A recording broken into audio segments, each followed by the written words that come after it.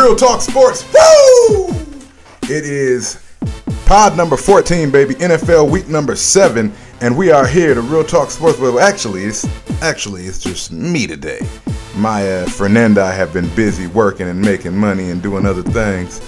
So the cheese stands alone this week. I am your host, Scott Baker. Welcome to Real Talk Sports. Again, I say this is pod 14, NFL week 7.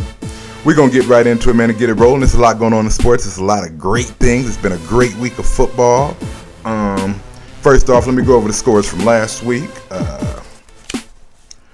Week 6 scores, baby. The Pittsburgh Steelers lost to the Tennessee Titans 23-26. That game was extremely interesting. I don't know. Pittsburgh is starting to look old, man. I know they've been decimated by injuries. They've got injuries at running back, at linebacker, at safety. So Pittsburgh's going to have to get it together, man. They're going to have to tighten up. They got a lot of work to do, and they got bigger games to come. The Dallas Cowboys fell to the Baltimore Ravens 31-29. Dez Bryant had 18 catches for 95 yards and 2 TDs. The St. Louis Rams fall to the Miami Dolphins 14-17. Ryan Tannehill threw for 185 yards, 2 touchdowns. He's looking more efficient. As you know, before I wasn't really high on him coming into the draft, but he's been proving me wrong. So shout out to you, Tannehill. My Detroit Lions finally squoze one out, man, and beat the Philadelphia Eagles 26-23. They did it at the last minute. I think over the last 10 minutes, Stafford scored like 17 points. Him and Megatron finally got it going. Stafford threw for 311 yards, 1 TD, 1 interception. Michael Vick threw for 311 yards, 2 TDs and 2 interceptions, and a very costly fumble that Mike Vick paid for dearly. The Lions, they still had 16 penalties, man, worse than the NFL. I don't like that. We're still cleaning things up, but at least they got the win, you know. At least you can get the win while you're playing bad. So we'll take that, man, and we'll talk more about Detroit later on. You already know. Next up on the slate from last week, the Cincinnati Bengals took a loss to the Cleveland Browns. Cleveland played real strong, man. But A.J. Green did have 7 receptions for 135 yards and 2 TDs. Brandon Whedon threw for 231 yards, 2 TDs, and 1 interception. Quite an interesting game, man. Cleveland came to play. When they play like this and they play other teams like this, they win. They look like a balanced team, to say the least. Next up, the Indianapolis Colts 9. The New York Jets 35. It was all rushing in this game, man. Mark Sanchez still looked extremely average. Sean Green, though, 32 carries for 161 yards and 3 TDs. That's the way to go, man. You know, I know my friend and I hate on Sean Green, but I've had his back this season, and he's proven me right. So shout out to you, Sean Green, and you New York Jets, because y'all got a rough one coming up this week, baby. But it's good the Jets got the win. I'm glad for him, and I'm sure the friend and I are happy as well. Next up on the slate, the Kansas City Chiefs fall to the Tampa Bay Buccaneers 38-10. God, dog. Can Kansas City look any worse? This is definitely the worst team in the NFL right now. The Chiefs are just playing like trash. Now we had a Brady Quinn sighting, but he didn't bear much. Josh Freeman, though, threw for 328 yards, 3 TDs, and 1 interception. It's good to see Freeman coming back to form, man, because he's had it rough the last season and a half. He hasn't been playing well. I don't know what's going on with his motivation, but it's good to see him getting over that hump and playing a solid game. Shout out to you, Tampa Bay. We still want our division to stay strong. Next up on the slate, my Atlanta Falcons squeak out another tight game against the Oakland Raiders, 23-20. Wide receiver Denarius Moore, he played well for Oakland. He had 5 catches for 104 yards and 1 TD. For the Atlanta Falcons, Roddy White had 6 receptions for 72 yards and a TD. Typical Atlanta game. I think they underestimated the Raiders coming into the game in the first half, because the Raiders pretty much came out and smacked them in the mouth. Darren McFadden ran the ball well. Carson Palmer actually played efficient, very efficient in the first half. And once again, I know Vinny hates Carson Palmer. Shout out to you, Vinny. He played well, man. Give credit where credit is due. So, yeah, we'll talk more about the Falcons later, but they definitely edged that one out at home against the Raiders. So we 6-0 going into the bye week. I love it. Everybody get your rest up, eat your Wheaties. Next up on the slate, this was a very, very hot game. The New England Patriots lost by 1 point to the Seattle Seahawks, 24-23. And man, was this a statement game for that Seattle defense. That Seattle defense is championship caliber, man. The offense is their Achilles heel. It's coming along slowly. But Russell Wilson didn't look too bad this game. Tom Brady, though, for the Patriots, threw for 395 yards, the most this week. 2 TDs and 2 interceptions. And Russell Wilson for the Seattle Seahawks threw for 298 yards, 3 TDs and no interceptions. So Russell Wilson is coming around, man. That team is believing in Pete Carroll. They're drinking the Kool-Aid. I love it. I love watching that defense because, honestly, for me, Seattle Seahawks haven't been relevant the past few years, and they look like a dominant defensive unit. And they got a decent offense. Like I said, it's coming along, but their defense is serious. Chris Clemens, Bruce Irvin, Richard Sherman. Richard Sherman, he got an interception at the end of the game, and at the end of the game, he went and actually talked to Mr. Tom Brady and said, "You mad? You mad about that, man? You know, this is what we do." So I like the swagger that this team has, man. That Seattle Seahawks defense is the truth, and I am a silent follower. Next up on the slate, the Buffalo Bills beat the Arizona Cardinals in overtime, 19-16. C.J. Spiller had 12 rushes for 88 yards and 1 TD. Larry Fitzgerald for the Arizona Cardinals had 6 catches for 93 yards and 1 TD. Again, Arizona's defense, they didn't play as well as I expected them to play this week, and Buffalo just came out and hit them in the mouth, man. You know, it was just one of those games where the team that wanted it more played better. And shout out to them Buffalo Bills. They're starting to slowly round out. They re-signed Sean Merriman to defensive end, so I know he's glad to be back in the league because he got cut, you know, so he's back on the roster. Mario Williams, he played okay. He still got to give me a little bit more for the money, but we'll wait and see what happens with this Buffalo team. Maybe they're just coming along slow. Next up on the slate, the Minnesota Vikings take a loss to RG3 and the Washington Redskins, 38-26. But Christian Ponder for the Minnesota Vikings threw for 352 yards, 2 touchdowns, and 2 interceptions. So Ponder, another one I hated on heavily in the offseason. He's coming around. He's rounding out very nicely. And I enjoy him as a quarterback for the Vikings. I think that's the right piece for them. RG3 threw for 182 yards, 1 TD, 1 interception. But Washington pretty much played a balanced game. You know, they run the ball well. Their defense is pretty solid. They just won this game, man. I mean, it was a dogfight for a while, and Washington kind of etched it out at the end. Next up on the slate, the New York Football Giants beat up on the San Francisco 49ers, the old NFC Championship game last year, 26-3, but it was not close this year. Ahmad Bradshaw had 27 carries for 116 yards and 1 TD. The Giants just dominated in every facet of this game, really. They made San Francisco come back down to earth. They made them look real human, and they made Alex Smith have to beat them. And anybody that knows anything about Alex Smith, that doesn't bode well. I think Jim Harbaugh, to this point, to his credit, has covered up a lot of Alex Smith's deficiencies. But teams are going to start forcing Alex Smith to beat him with his arm. You know, because we know the 49ers had an awesome run game. They have an awesome defense. But your quarterback has to play, man. At the end of the day, this is a quarterback-driven league. This is an offense-driven league. So Alex Smith is going to have to step up, or we're going to be seeing a lot more Colin Kaepernick sightings. Next up on the slate, this is probably one of the biggest games of the week. The Green Bay Packers, 42. The Houston Texans, 24. Again, how the mighty have fallen. Green Bay really looked good this game. It was a statement game for Aaron Rodgers. He had taken a lot of criticism. A few analysts, Shannon Sharp, really had tried to rip Aaron Rodgers and said he didn't know if he was a good guy. And he didn't know if the receivers and the receiving corps liked or believed in Aaron Rodgers. And he was pretty much off base because Aaron Rodgers threw for 338 yards and 6 touchdown passes. Shannon, you might need to chill and learn a little bit more about Aaron Rodgers before you open your mouth, because I've been hearing that quote all week long. And, you know, Aaron Rodgers fired back, but it's all good. Let your game speak, brother. Next up on the slate, the last game for that week would be the Denver Broncos, the Monday night game. Denver, 35. San Diego 24. I actually got a chance to watch the majority of this game. I was off work. It felt good. I had some pizza, some wings. Man, when I tell you, at halftime, this game was 24-0, and San Diego looked like this was a breeze, and it wasn't. Peyton Manning, being Peyton Manning, came back in the goddamn second half. I'm talking about Peyton Manning threw for 309 yards, 3 TDs, and 1 interception.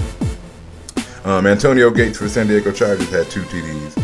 Phillip Rivers looked really good in the first half, and then in the second half, he fell apart. He completely fell apart, and I was shocked because at that point, when you're up 24-0, it's really about maybe getting one more score, but you can really start game managing, running the ball a little bit, taking your easy passes that the defense is giving you. Just burn some clock, man. It's like he was pressing it. He started throwing interceptions.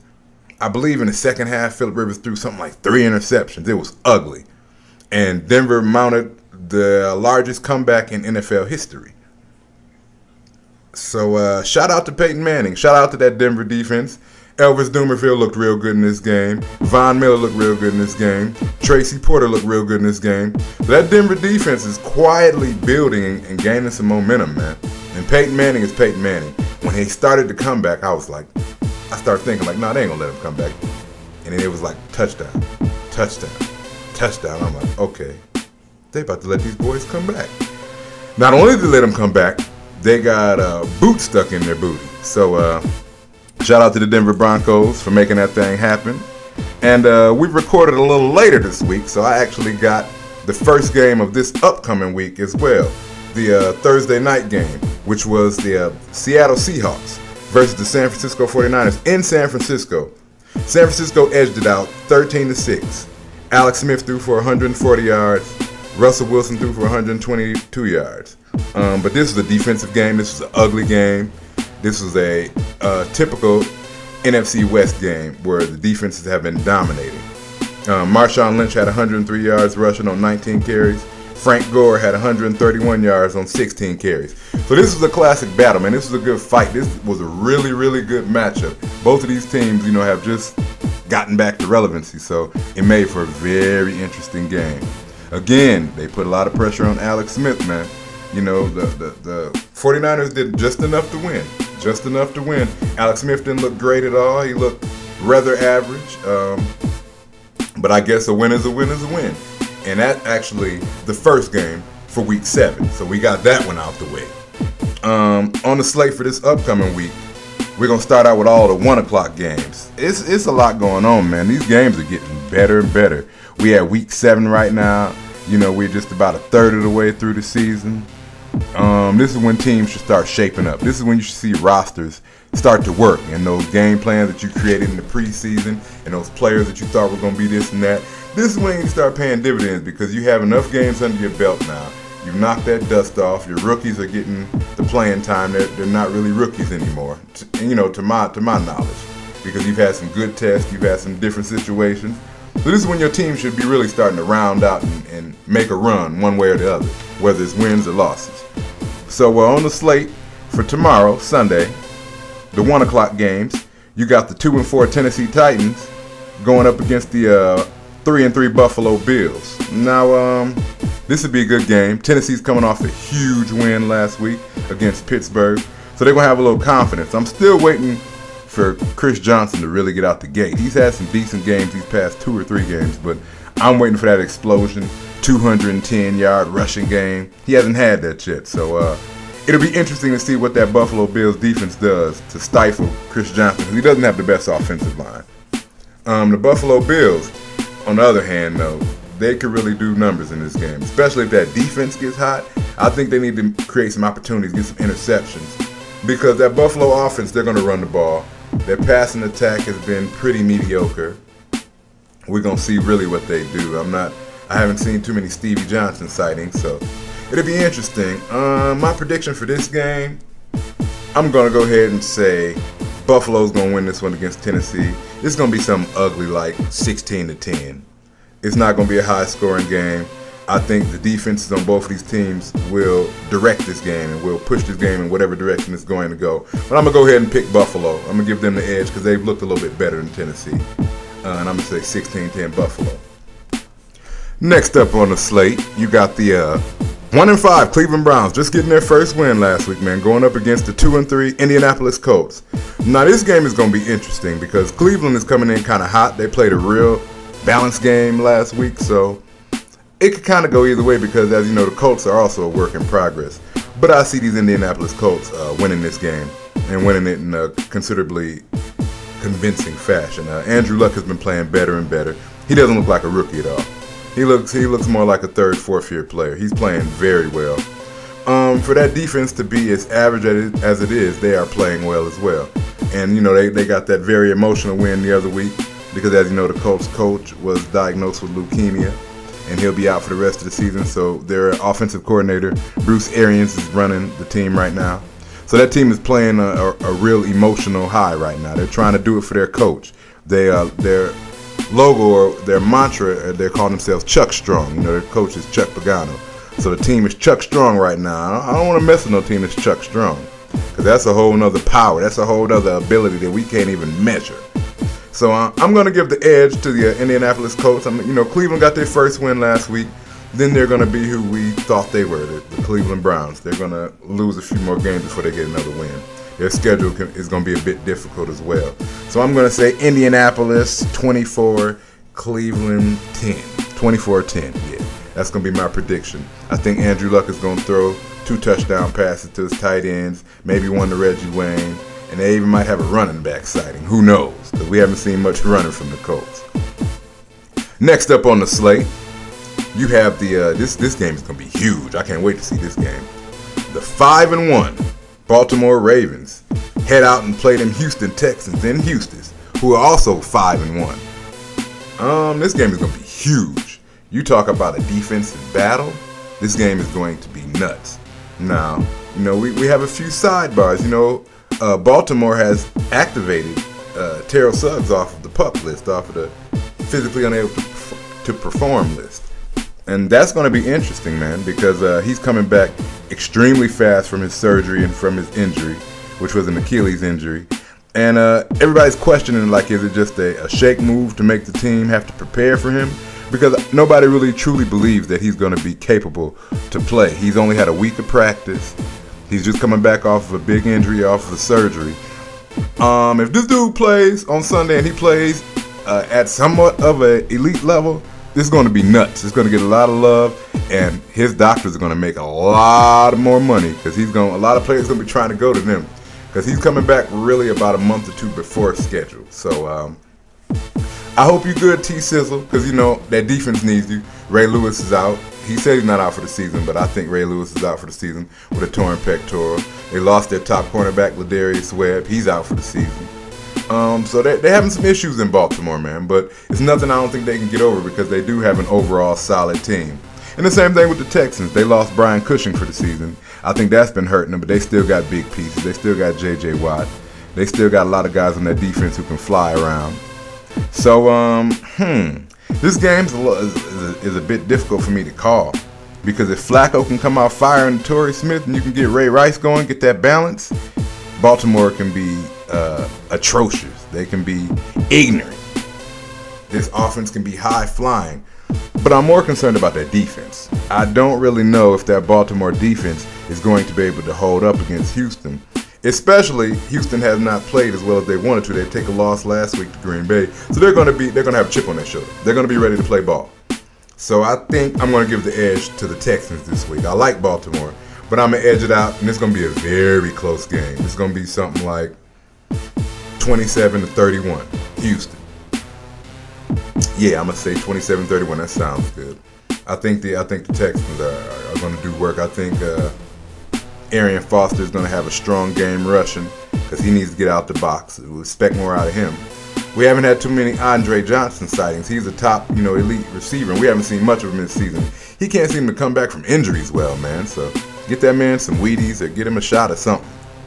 Yeah, I'm going to pick Houston in that game, though. Next up on the slate, the 3-3 Green Bay Packers head out to St. Louis to play the 3-3 St. Louis Rams.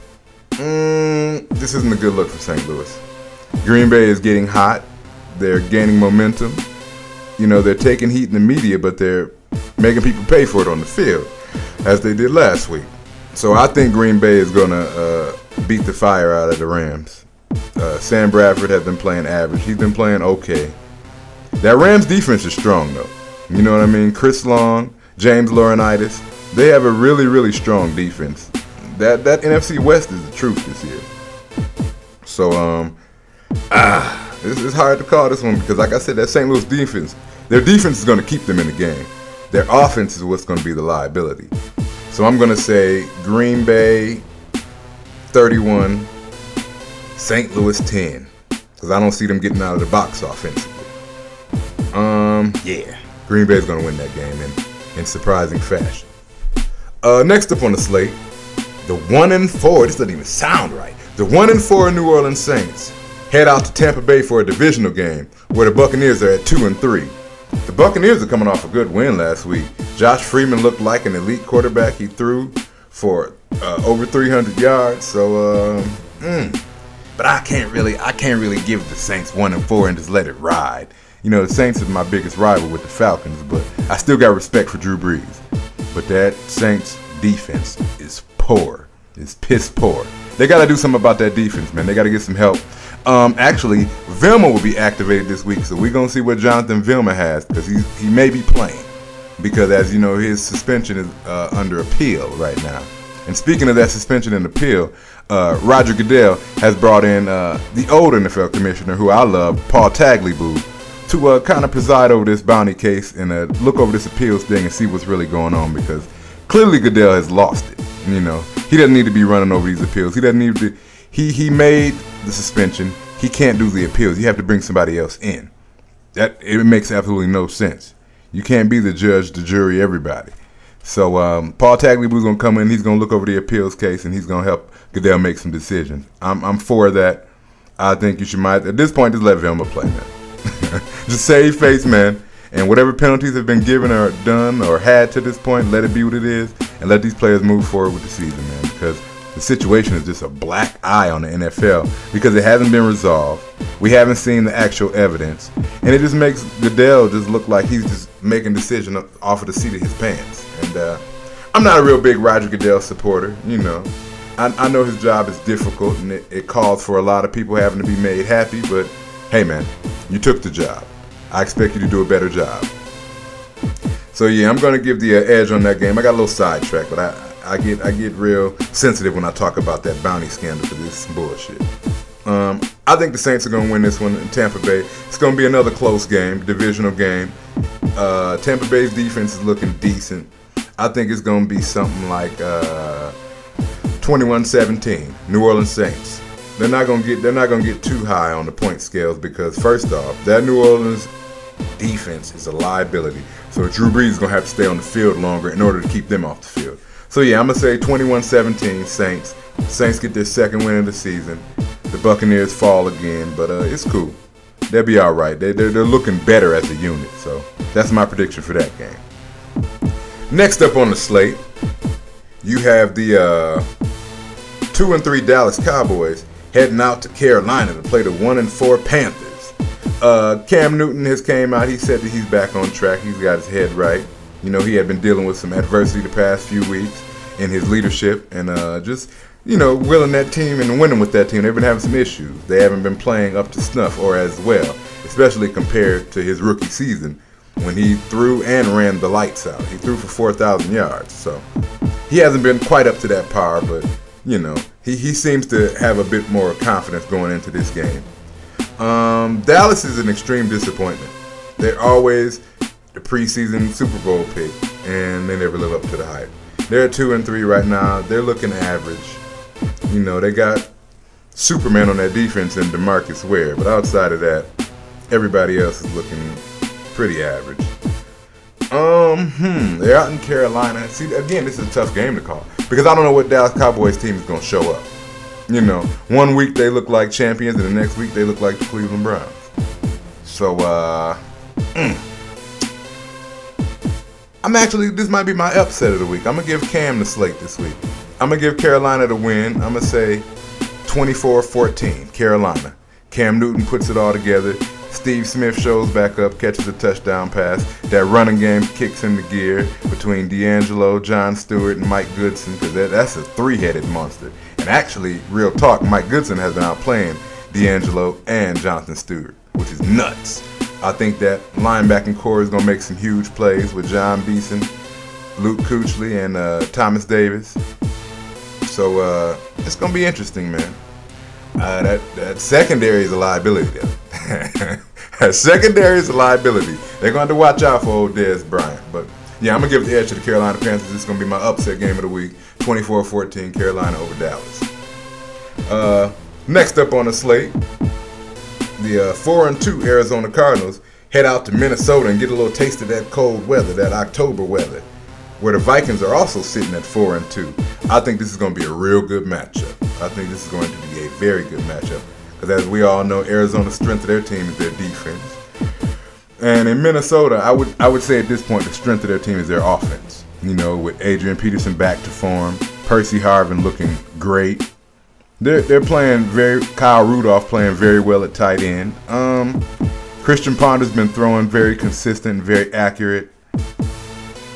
That Cardinals offense. I believe John Skelton will still be starting this week because Kevin Cobb has been out with injury. But neither one of those quarterbacks really move me. I think Cobb is probably a better game manager than Skelton. I think Skelton takes a few more risks, which isn't really a bad thing until you start losing in those battles. But I'm going to get an edge to Minnesota in this one. I think they have a more complete team. It's not going to be a very, very wide margin of victory. Maybe a touchdown, maybe 10 points. I'm thinking something like 31-21, Minnesota.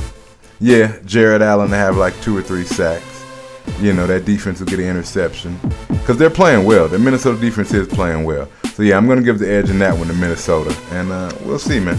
You know, that's going to be an interesting game. 2 teams evenly matched up.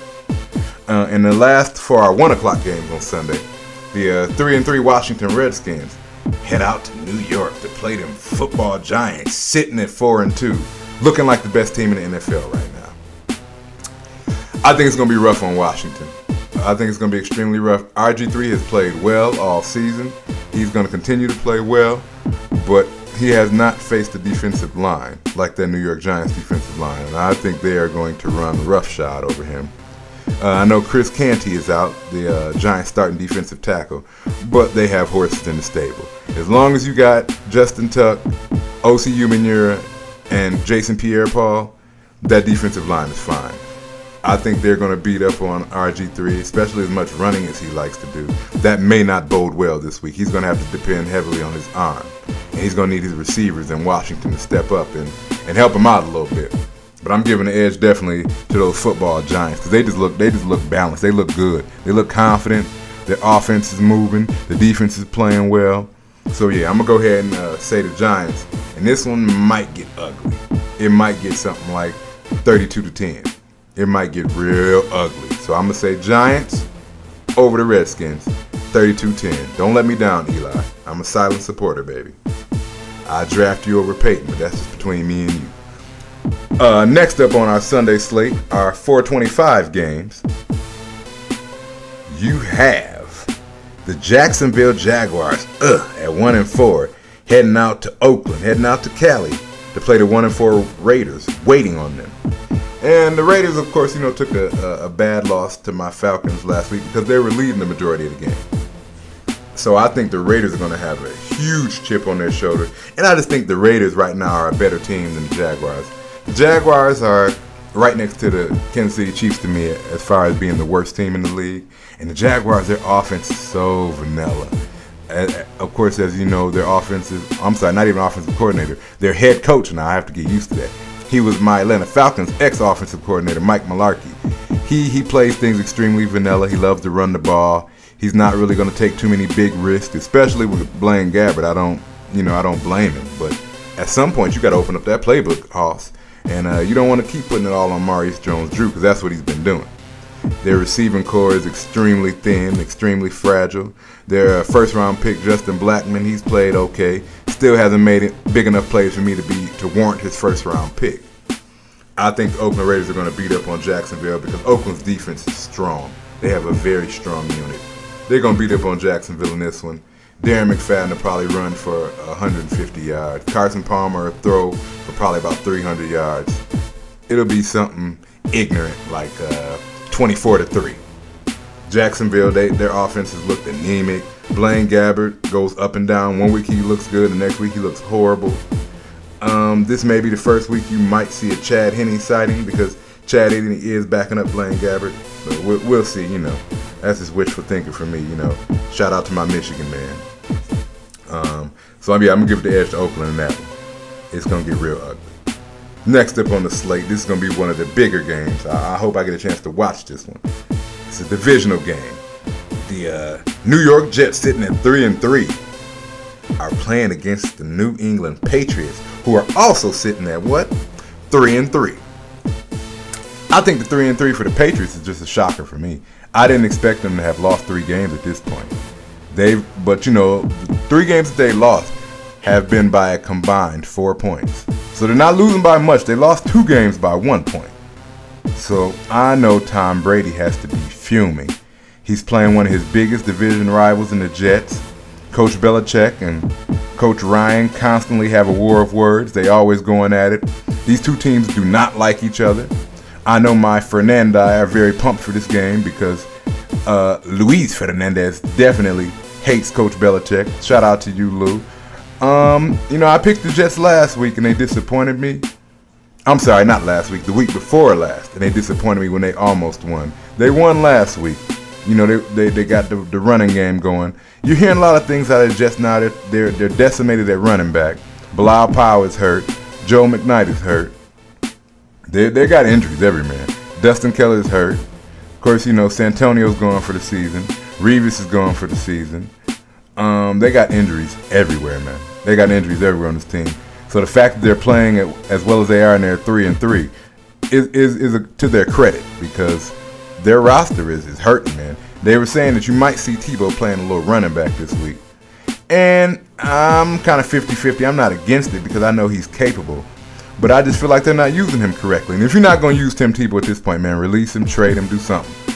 But for that team to be in a position it is, they definitely need to be using Tim Tebow's services a lot more and a lot better. So I'm looking for the Jets to open up their playbook a little bit, especially Sperano. You got Tony Sperano as your offensive coordinator. I'm going to need him to come up with some more creative plays, you know. I believe Stephen Hill is going to play this week. They're a rookie wide receiver who's been their best to this point outside of Jeremy Curley. But I think, again, I'm going to give this edge to the Patriots. They got too big of a chip on their shoulder. And I like the Jets. I like what they're doing. And I'm hoping that the Jets can finish above 500 this season. But the Patriots are going to be ticked, man. They took an ugly loss last week. And Tom Brady himself is going to have a huge chip on his shoulder. So I'm going to give this one to the Patriots. But the Jets are going to play them well. I'm going to say something like 41-20. 41-20, New England Patriots over the New York Jets. Sorry, fellas. Sorry, Fernandi, but I have to be an analyst first, baby. And the last game for this Sunday, the 8:20 game, will be the 2-3 Pittsburgh Steelers going up against the 3-3 Cincinnati Bengals. I love this game. These 2 teams always play each other well. It's a divisional game for them. The Steelers have been playing really poor. You know, it's always reports they're supposed to be getting some of their injured players back. But I don't know, man. I've been hearing that for a few weeks out of them. And players haven't been coming back as strong. I believe Polamalu is going to play this week. I believe James Harrison is going to play this week. They had some injuries at running back. But I'm not sold on Pittsburgh. I like Big Ben. I like their defense, but they're not there. They're not playing. They're injured. So I'm going to actually give the edge to Cincinnati. They took a tough loss last week to Cleveland. And Cincinnati's going to come to play. A.J. Green and Andy Dalton are going to come to play. You know, so I'm going to give the edge to Cincinnati, 17-10. Cincinnati Bengals over the Pittsburgh Steelers. And the last game for the week, the Monday night game, which I am the most excited about, my 2-3 Detroit Lions head out to Chicago for another divisional game and playing the hot 4-1 Bears. This game is going to be huge. This game is going to be explosive. This game is going to be nuts. I think this is the week that the Detroit Lions put it all together. They start out hot. They come out and play in the first half because the Detroit Lions have not had a first half lead yet at this point in the season. Calvin Johnson has one touchdown pass, and it's from Sean Hill. He has none from Matthew Stafford. So, yeah, I think this is the week that it's going to be the battle of the Giants, man. It's going to be an extremely physical game. It's going to be a defensive game. That Detroit defensive line and Ndamukong Suh, Nick Fairley, Corey Williams, Kyle Vanden Bosch, Cliff Averill, them guys are going to play big this week, man. They're going to have to play big on the edge because Chicago has a pretty good stable of running backs. I believe Forte is going to play. And, yeah, man, it's going to be a nuts game. I am a little bit concerned with that secondary. I'm a bit concerned because, as you know, Detroit's weakness every season for the past few seasons has been the secondary. And that has not changed this year. So I think, I'm definitely going to pull for the Lions. I'm hands down going to pull for the Lions because they got to build some momentum. And they're coming off a good win last week. You know, it took a little long, but they got there. So they're coming off a solid win. They're going to Chicago. The Bears are pretty confident right now. So I'm going to go ahead and say Detroit over Chicago, 24-21. It's going to be a very close game. I think this is going to be a defensive game. I think it's going to go back and forth. You're going to see a lot of 3-and-outs. But I'm going to give the edge to my Lions, 24-21 in Chicago. And let Jay Cutler have something to think about and drink about. You know what I'm talking about? And that's our slate, man. That's our slate for the NFL Week 7 games. You know, I could be wrong. I'm probably going to be right. So, yeah, we're going to keep that riding. Shout out to my Fernandi again. They got me in here dolo, but you know, the show must go on, baby. So we keep it cracking. And we're going to keep this thing moving. I'm going to get into my two NFL teams, of course, my Atlanta Falcons and my Detroit Lions. Give you my little Scott Baker report, if you will. You know, my Falcons coming off a win against Oakland. We already discussed that. We have a bye week, which is great because this game against Oakland was a bit shaky. A bit shakier than what it should have been for my liking. You know, a win is a win is a win, definitely. We're the only undefeated team left. But that still doesn't mean that, you know, that win was as good as it should have been. Matt Ryan threw 3 interceptions in the first half. That in itself, we can't allow that to happen. Before those 3, he had 3 the entire season through the first 5 games. So now he's doubled his total. I'm going to need you to tighten up on that, old Matt Ice, because I support you heavily. And I expect a bigger and better game than you out of that. But it's all good. I know you were pressing. You were trying to make some things happen. You were trying to build a lead early, and it just came back to bite. You know, Asante Samuel had a big interception return last week to help us win that game. Matt Ryan right now has 19 fourth quarter or overtime winning drives since he's been in the NFL. And, yeah, he's doing his thing, man, definitely. We need to rest a few players, you know. Abraham played a good game. He had 3 sacks last week. I just hope we get healthy. I hope we get re-energized. You know, you take this bye week and you just chill out. You get your head together, man, and you get ready for the second part of the season because we need to go ahead and go another 6-0, you know, and make some things happen. Keep that thing cracking so we can get that first seed. You know what I'm talking about? Let me see what else is going on with the Falcons. Not really much, you know. Like I said, we got a bye week. I just want cats to get healthy and refocus. That's really my personal plan. You know what I'm saying? Matt Ryan is 29-4 at home. He is the best at that for any QB since 1970. Mike Smith also tied ex-Atlanta coach Dan Reeves as the winningest coach in Falcons history at 49-21. So the Falcons are making great strides, man. We have rebuilt this franchise, as you know. It's been an up-and-down franchise throughout the years. One good Super Bowl run in '98 where we did not win, but we had a decent team. So it's good to have a little continuity. We've had 4 straight winning seasons, which is also a record for the Falcons. So I have high aspirations for my team. At this point, it's Super Bowl or bust. So we'll take this bye week, enjoy it, and let's focus, because when we come out of the bye week, we got Philly. And Mike Vick is going to be pretty irritated, I'm sure. because Philly has a tough slate of games, and it's not going to get easier for them. So we have to definitely come out fire, and we can beat Philly, but we have to score early and often. And that defense, Sean Witherspoon, I need y'all, Stephen Nicholas, I need y'all to just do what y'all been doing and put that thing down. I would like a bigger game from Akeem Dent. He's been playing okay. I expect more. You know, he's our starting middle linebacker, and he's been kind of brought along slowly, but he's getting better. So, yeah, there's not much going on with the Falcons. Like I said, enjoy the bye week, and we should be fine. Come out and let's beat Philly and keep that thing moving. The Detroit Lions, you know, it's a bit different. They're in a bit different of a position. They're struggling. They're trying to get out of the gate, you know, so they don't lose the chance at a playoff push before it's too late. You know, they've still been trying to get Javi Best back.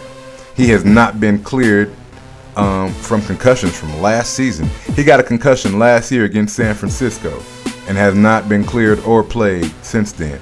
And actually, the week before that San Francisco game when he got hurt, he ran for a career best 163 yards, I believe. So we need him back. You know, Detroit has always wanted that 1-2 punch between him and Michael LaSure. LaSure is playing well. This is his first season playing. Him and Javi Best have never taken a carry together in the same game. So that's huge. So right now, our number 2 running back is Jaquai Bell.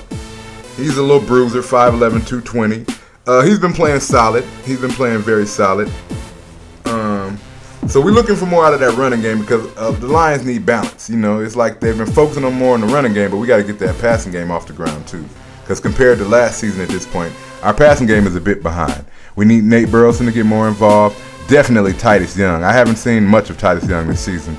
And the rookie that we drafted, the other receiver, Ryan Broyles, he's done not much at this point either. So I'm looking for a very, very huge game from the Detroit Lions because they need to make a statement. They need to make a positive statement. We got enough negative press out there in Detroit. We only have 2 cornerbacks healthy. That is huge. The only 2 cornerbacks that we have healthy are Chris Houston and Jonte Green, who is a rookie. Our other rookie who was starting was Bill Bentley. He's been out. He's had some concussion problems. So Jonte Green, who was behind him, is starting now. And the Lions just recently re-signed Alphonso Smith, who in the preseason was listed as a starter. And the Lions cut because pretty much the rookies that we drafted outplayed him. But now we need him. So they just re-signed him. He's back. He was with the team for 2 years previously, but he's back now. And he's our number 3 cornerback. Because we're going to definitely need help with that Bears passing game.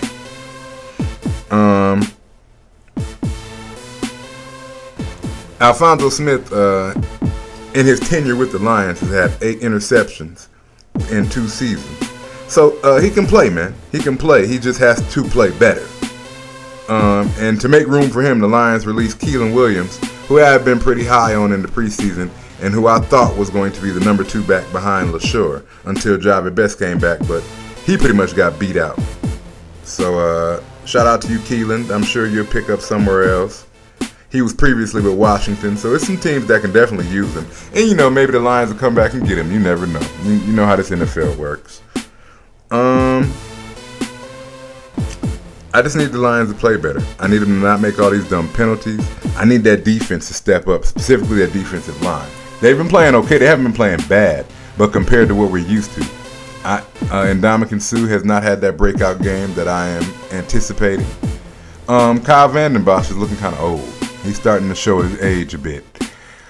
So for the Lions, I just want them to. They need another win. They need to build. You know, sitting at 2-3, 3-3 would look so much better right now. Especially a win over the Bears, a divisional win, that'll be big. So shout out to my Lions. We need Megatron to do more, man. He had 135 yards receiving last week, but he has no touchdown passes from Matthew Stafford. That's insane. That is insane. In week 7, Calvin Johnson has 0 touchdown passes from Matthew Stafford. The lone touchdown pass that he has caught came from the backup, Sean Hill, the week that Stafford got knocked out of the game. So I'm going to need to see a lot more from Megatron. A hell of a lot more. I expect a lot more overall from that Lions team. I'm excited. I'm going to be watching the game on Monday night, and I'm going to be rooting for them boys, but it's going to be a dogfight. Chicago's going to come to play. Know that. So let's go, boys. Let's go, Detroit. Let's get out of this hole, baby. And speaking of Detroit, that's pretty much it for the NFL, and we're just going to transition from the NFL right into the MLB. where the Detroit Tigers have swept. Yes, I said it. They have swept the New York Yankees 4-0. And in that last game, they beat them 8-1. And they won ALCS, and they are going to the World Series. Now they're waiting on who they're going to be playing between the St. Louis Cardinals and the San Francisco Giants. San Francisco just pulled out a squeaker because previously St. Louis was up in that series 3-1. The last game went to San Francisco Giants, so now it's 3-2.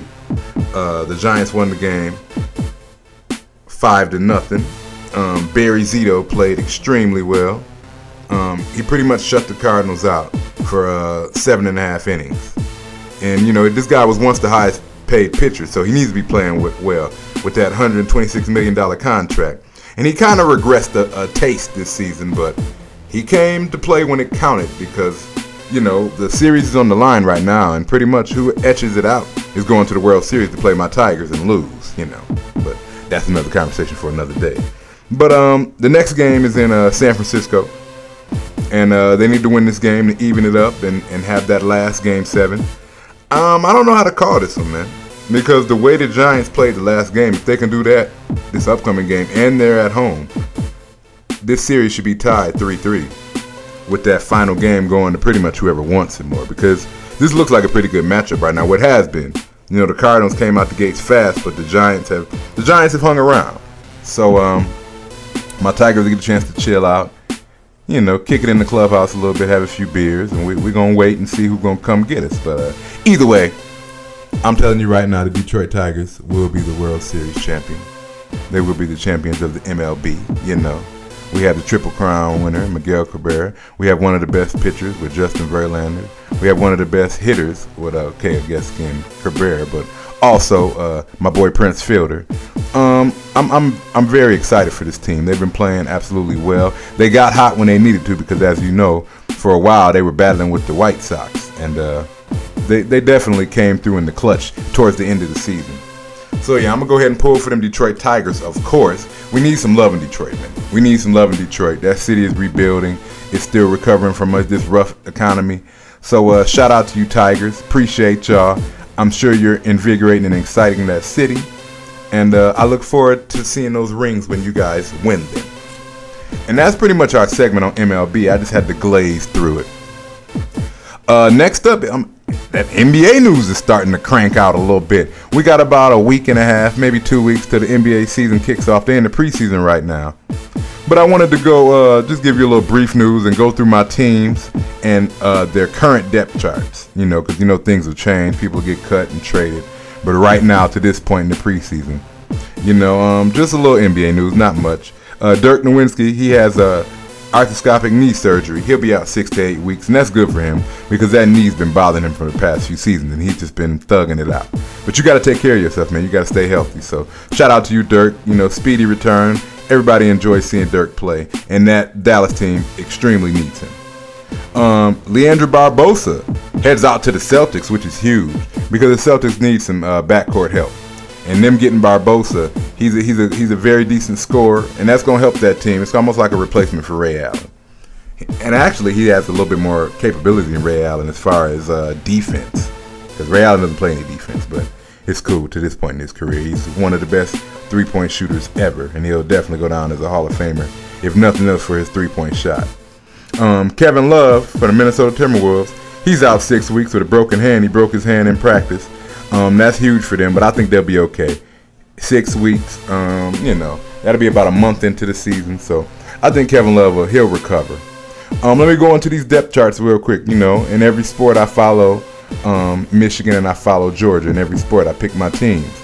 I'm a Pistons fan, I'm a Hawks fan, and I really don't believe in either one of my teams this season as far as their roster shapes up. I love them, and I'm going to support them, but at this point, I'm a silent Miami Heat fan. I know that's bad, but I just like what Miami's doing compared to both of my other teams. And both of my teams have made moves, but I just think they're in more of a rebuilding process. And I definitely, like I said, I'm going to support them all day, but I just don't believe as far as postseason, either one of the Hawks or the Pistons will go far. And I could be wrong. I hope they do prove me wrong, but Right now, realistically for me, I'm a Miami Heat supporter because that's the team I think is going to win another title this season. I think they'll be the champions again.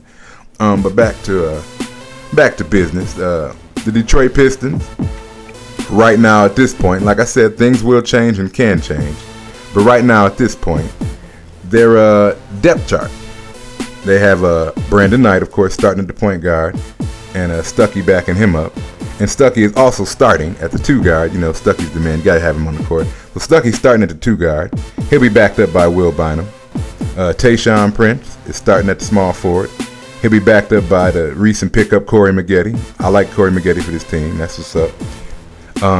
At the power forward, Jonas Jerebko. I like Jerebko. He's backed up by Jason Maxiell. I had higher hopes for Maxiell when he was drafted, man. I really liked him coming out of Cincinnati. And he hasn't been bad. He just hasn't been great.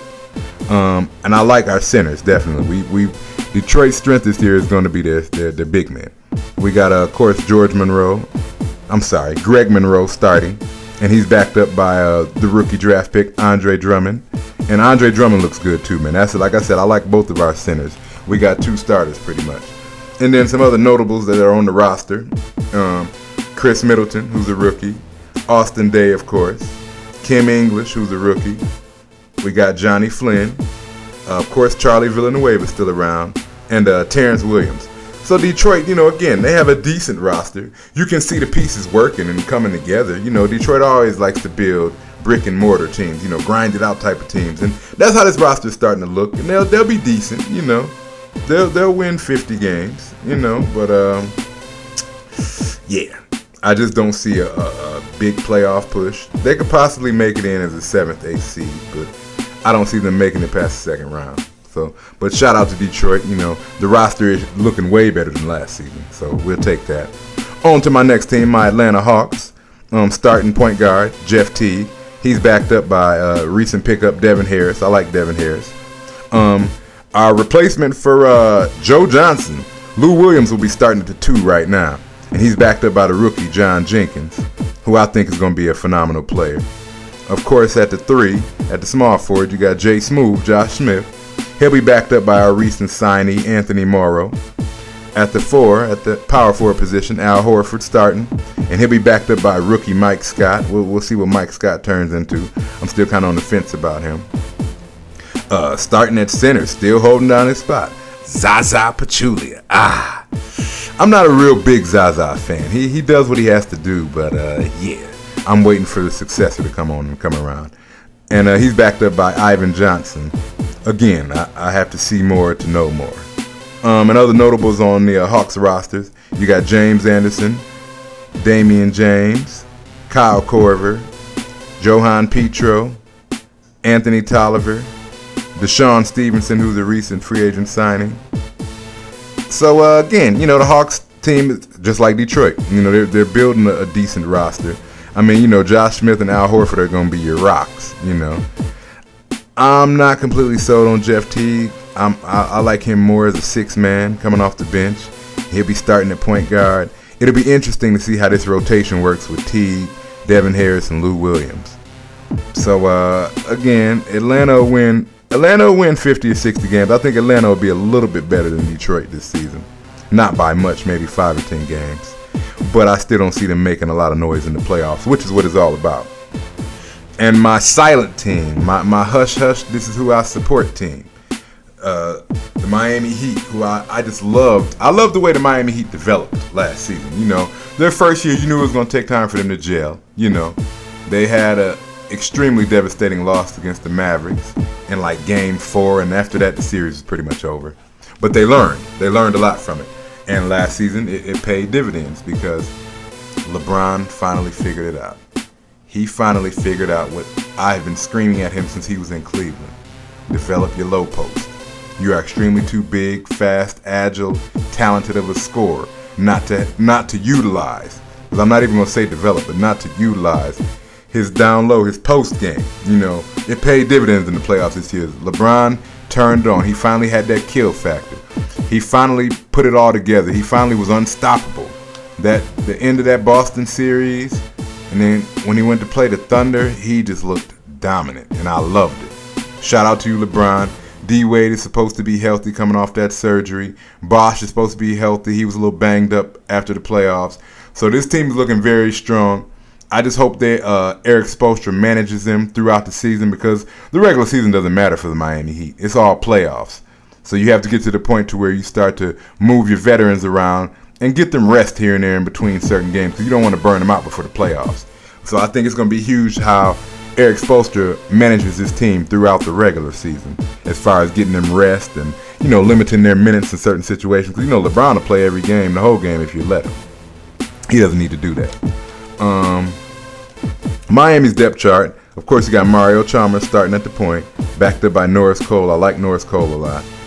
Dwayne Wade starting at the 2 at the shooting guard, backed up by the new signee, Ray Allen. I love it. Got another sharpshooter on the roster to pair with Mike Miller. At the 3, at the small forward position, you got Shane Battier, the defensive monster, 3-point specialist. I love him. And he's backed up by a great signee. We got Rashard Lewis, another 3-point shooter, another scorer. So Miami is definitely, I think they've done the things necessary to keep their championship team intact and to be back in the finals. Because I definitely like the signees of Ray Allen and Rashard Lewis. Those are both going to pay dividends. Now, my biggest issue with Miami is you got to get a legitimate big man. You got, LeBron can definitely play all 5 positions, but I don't want to burn LeBron out. I don't want to have to use him too much, especially at that 5, because he plays the 5 every now and again. Right now, you got LeBron playing the 4 on the starting roster. He's playing the power forward position, and he's backed up by Udonis Haslem. That's pretty standard. And at the 5, you got Chris Bosh, and he's backed up by Joel Anthony. Joel Anthony, he played better in the postseason, but I'm still not sold on him. He's not consistent enough for me. So my thing was with the Heat, you got to get more big men. You got to get more big fellas, because that's the only way the teams can beat you guys, is down low. So you got to get big guys. You got to get big guys who can play, who can, and specifically defense. You need big guys that can play defense and rebound, because you got so many scorers on that team. You don't need your center to score on this Miami Heat team. You really just need your center to get rebounds and defensive pressure. A few block shots here and there. A defensive specialist, if you will, a Ben Wallace of sorts. A Dennis Rodman. That would be perfect for the Heat. And some other notables on their roster at this point. Like I said, a lot of teams would be trading, waving, and dropping players. But right now, they also have Rodney Carney, Robert Dozier, who's a rookie, Mikael Gladness. He's 6'11". They bringing in some beef. Josh Harrelson, he's 6'11". Terrell Harris, Mike Miller, Dexter Pittman, who was an extreme disappointment last season, Garrett Temple, and Jarvis Vernado. So, we'll see how many of these players make the team, stay on the team, get traded or waived. But to this point, I just wanted to glaze over my teams because, NBA hasn't really started yet. It's preseason, but we're getting to that point. So I just wanted to give you guys a preview of my teams, how they're looking, the rosters, how we're shaping out. And like I said, I have all the faith. I'm going to say it right now. I believe the finals will be the Miami Heat versus the Oklahoma City Thunder. It'll be a repeat of last year. And the Thunder will play better and the series will be closer. But I'm going to give the edge. I think Miami will be getting their 2nd title this year. Now, I know a lot of people will be in disagreement with me because of the newfound LA Lakers with the additions of Steve Nash and Dwight Howard. But I think that team is going to be a lot more difficult for them to gel than what people think. Because Kobe's used to being the leader. He's used to being the man. It's been Kobe's team. So for him to have to relegate some of his power not only to Dwight Howard but to Steve Nash is going to be interesting to see how that works. And before we move on from NBA, we had another little side note coming out. They were talking about LeBron possibly going to the Lakers when his contract was up with the Heat because, as you know, LeBron is signed through 2014 with the Miami Heat. And they were saying after his contract was up, Kobe is intending on retiring in 2014. And they were saying LeBron may possibly go out to LA to pair with Dwight Howard. But I don't think that's happening. I don't think he would want to go through that process again, especially the way things ended in Cleveland. So I think LeBron James is going to stay right in Miami and retire in Miami Heat. But it was a nice story to bring up. They're gonna always bring those up to try to just add a little fuel to the fire. But the Lakers are gonna be the Lakers. I think the Lakers will be good. A very, very strong team with Dwight Howard and Steve Nash additions. And you still got Kobe and Pau Gasol and Metta World Peace. They're going to be a very dominant team. But me personally, I don't think they'll get out of the Western Conference Finals. I don't think they'll beat the Thunder. all the Thunder need is to sign a legitimate big man. That's something they need as well. But I can't see them keeping up because Kobe has regressed a bit defensively, and rightfully so. You know, he got father time up against him. Steve Nash plays no defense. He's going to be an extreme liability. He's going to be a huge liability on defense for this Lakers team. So if you got a team with a dominant point guard, again, that's been the Lakers' Achilles heel, because they had Ramon Sessions. Before that, they had Derek Fisher. You know, they have these serviceable point guards, but when it comes to defense, they're going to get killed. Now, nobody's going in the paint, not with Paul Gasol and Dwight Howard. They're going to have the paint pretty sewed up. But on that perimeter, that's where things are going to get ugly. If they play a good shooter or a good guard who can drive and create shots, that's going to be a problem for the Lakers. And then I just want to see how this whole Kobe and all the new additions work, because Kobe is so headstrong, man. I'm not seeing him being able to give up too much of his power, too much of his throne, because he's already been on the record saying this is still his team. So it'll be interesting. That's all I got for NBA news. We just wanted to glaze over that.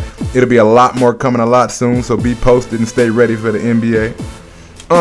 We're going to glaze over one more topic. NCAA football has some great games today.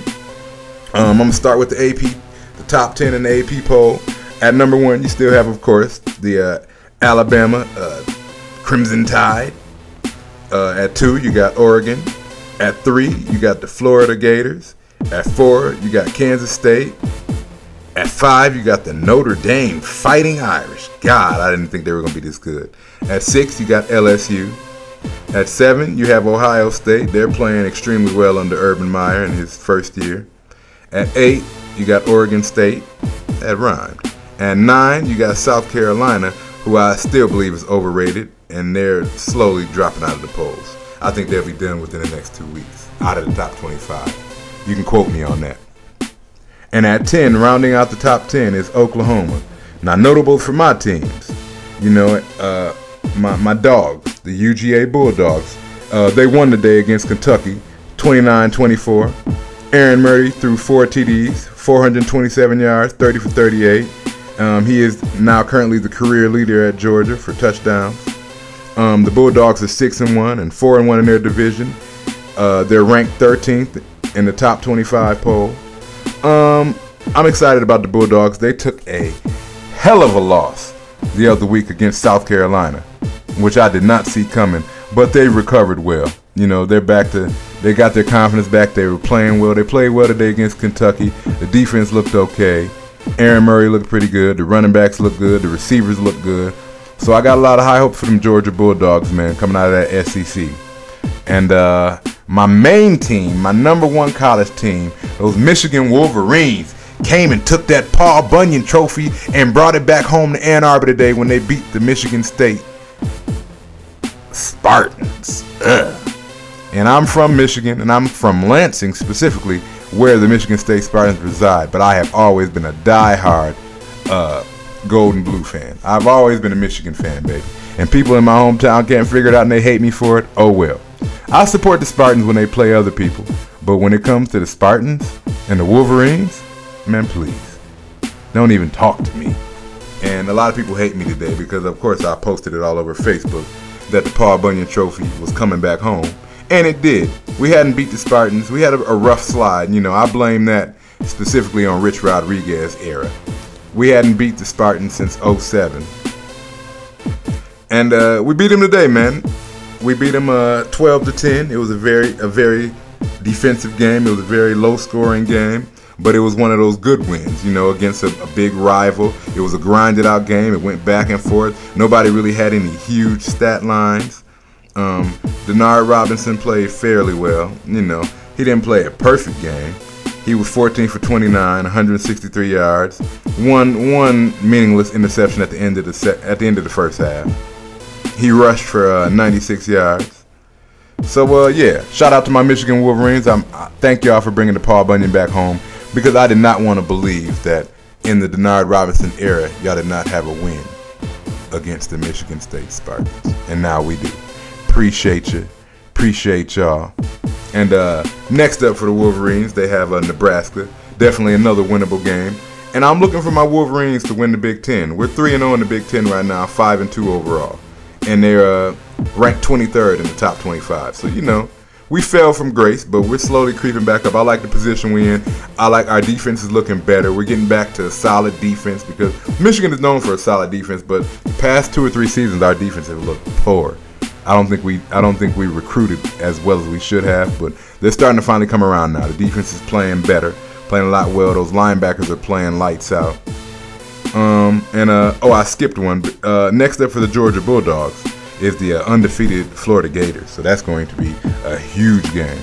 But both of my college teams have rival games, divisional games.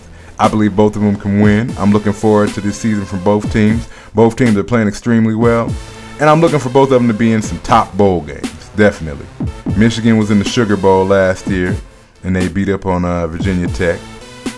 And I can't recall who Georgia played, but they were in a bowl game last year. So, yeah, shout out to my squads. Paul Bunyan, welcome home. I'll be in there in a minute to talk to you, baby. And, yeah, that's Real Talk Sports, pod 14, baby. NFL week number 7. The cheese stood alone today. You know, it feels weird not having my Fernandi, but hey, man, you gotta do what you gotta do out here. It's a business, baby. You feel me? But nah, my boys will be back on the next show. They just had some business to tend to, making a little money, working a few extra hours, you know, getting things in order for the big picture. So, shout out to them boys, man. I'm sure they somewhere drinking and doing other things they probably shouldn't be, but you know, it is what it is, baby. So I'm Scott Baker. I'm signing off. Y'all leave some comments, man. Check us out on Facebook, YouTube, and Twitter. We out here every week. Real Talk Sports. This is pod number 14, NFL Week 7, where we cover the best of the best in all sports, man. And our logo is Real Talk from real people about sports across the globe. Shout us out, man. Holla at us. I'm Scott Baker. Appreciate y'all. Signing off. Go Falcons. Go Lions. Go Dogs. Go Wolverines. We out here.